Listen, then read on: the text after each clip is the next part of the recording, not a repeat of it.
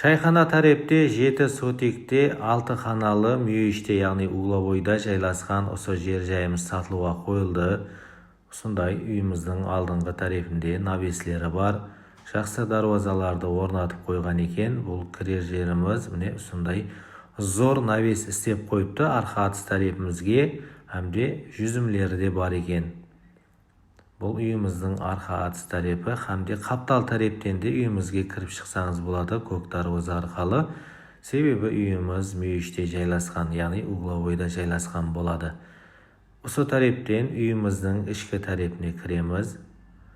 Кірер жеріміз сондай шеп тарепімізде жуыну бөлмесі, қажетханасы, котелы, аристоллары барлығы осы тарепте жайласқан. Қол жуатын раковинамыз бар.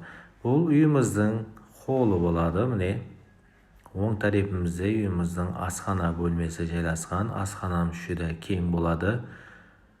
Ал бұл тарепте бірінші бөлмеміз, яғни балалар ханасы.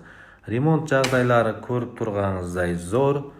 Бұл үйіміздің кейінгі бөлмесі 6 бөлмелі болады. Бұл да кейінгі бөлмесі болады, яғни кабинет қылып пайдалансаңыз болады. Ал бұл үйіміздің тикарғы мейманханасы. Міне зор қылып істеп қойған екен. Бақасы 695 миллион келісімлі деп атырыпты. Егер осы үй туралы толық мағлұмат керек болса, 91 кодымен 377 0044 телефонына байланыстырсаңыз болады. Диққатларыңыз үшін рахмет, сау саламат болың.